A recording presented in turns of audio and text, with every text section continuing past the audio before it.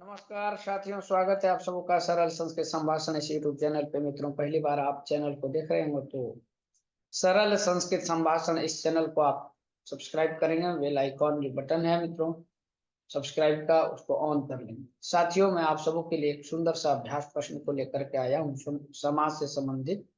आइए हम प्रत्येक प्रश्न को देखेंगे। सारे प्रश्न मित्रों महत्वपूर्ण है। सबसे पहला प्रश्न देखेंगे, व्यधिकरण तत्पुरुष कितने प्रकार का होता है। ए 5, बी 7, सी कह रहे हैं 6 और डी कह रहे हैं मित्रों 8। चार ऑप्शन आपके सामने है मित्रों। व्यधिकरण तत्पुरुष आपको बताना कितने प्रकार के होते हैं। मित्रों, व्यधिकरण तत्पुरुष यदि कहें तो 6 प्रकार के। ठीक है, चलिए दूसरा प्रश्न देखेंगे।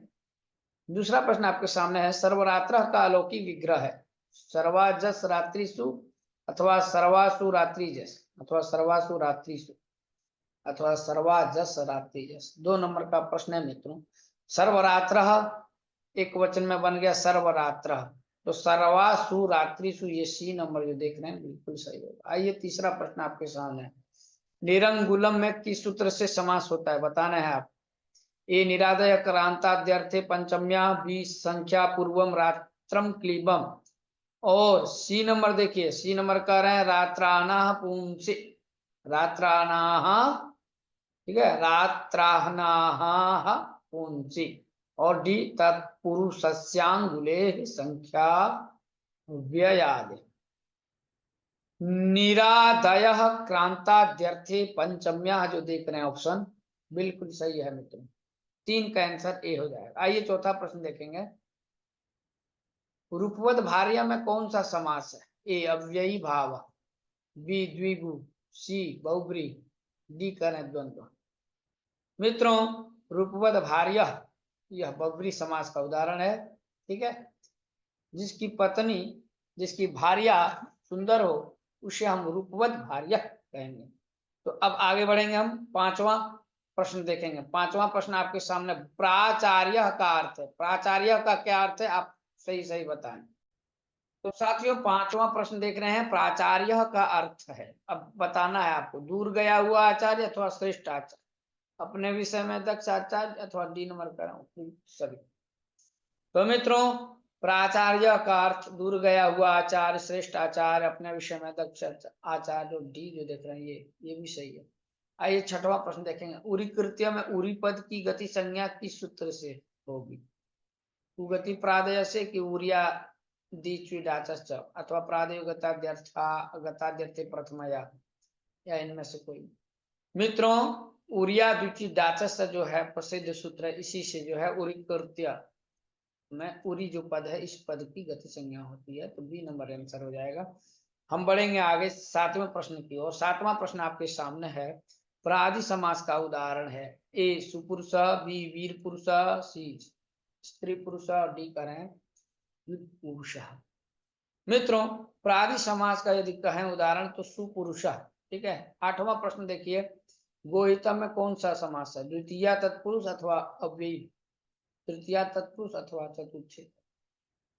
मित्रों, गवे हितम गोहितम, गौ शब्द का चतुर्थी एक वचन में गवे बनता है। चतुर्थी तत्पुरुष का उदाहरण है गोहितम। नवा प्रश्न देखेंगे, राजपुरुष का अलौकिक विग्रह क्या होगा। राजन सुपुरुष अथवा राजन नस पुरुष, राजन सुपुरुष नस अथवा राजन नस पुरुष। मित्रों, राज्ञ पुरुष राजपुरुष, राजा का पुरुष। तो षष्ठी विभक्ति एक वचन में राजन शब्द से नस प्रत्यय फिर पुरुष सु, तो बी नंबर आंसर सही होगा। 10वां प्रश्न देखेंगे, अब्राह्मण का अलौकिक विग्रह होगा, क्या होगा। अब्राह्मण सु अथवा न ब्राह्मण सु, अब्राह्मण सु अथवा डी अब्राह्मण जस। तो मित्रों, आप जो देख रहे हैं न ब्राह्मण अब्राह्मण सामान्य रूप से भी हम लोग कहते हैं, तो न ब्राह्मण सु होगा, बी नंबर आंसर।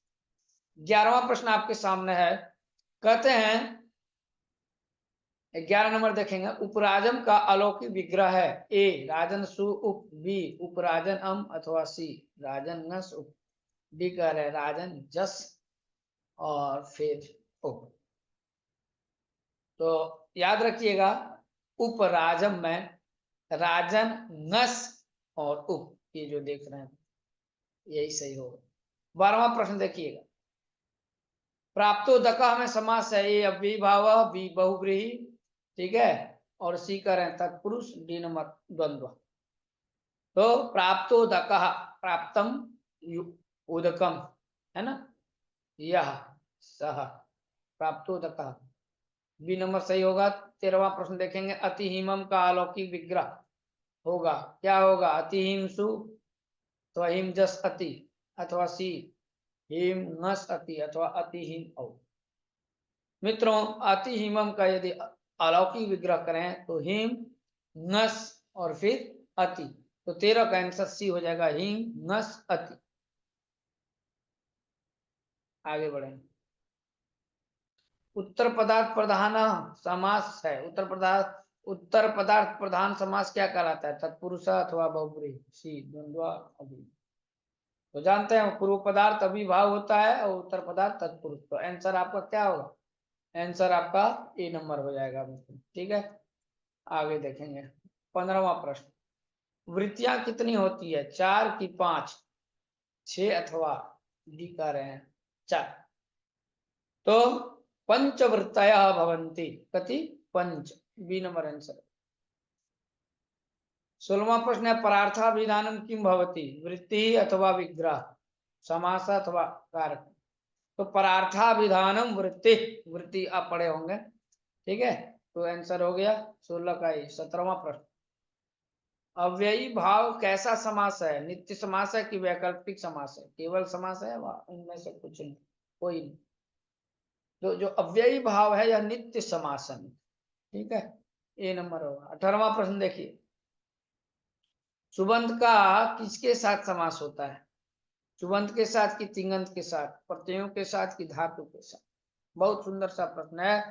तो सुबंत का सुबंत के साथ होता है मित्रों, याद रखिएगा, ए नंबर आंसर होगा। इसी से संबंधित प्रश्न और देखेंगे, एक सुबंत दूसरे सुबंत के साथ समस्त होता है, यह बात इस सूत्र में कही गई है। समर्था पद विधि की प्राक्ताडारात समास, अथवा सहसुपा अथवा उपसर्जनम पूर्व।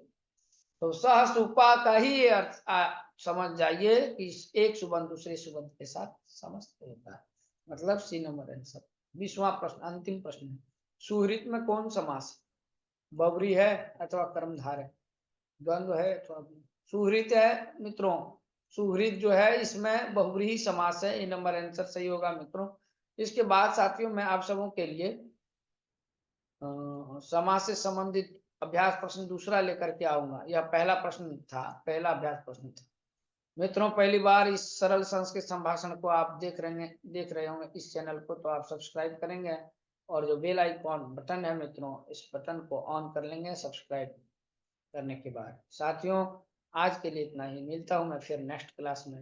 नमः संस्कृताय, जय तु संस्कृतम, जय तु भारत।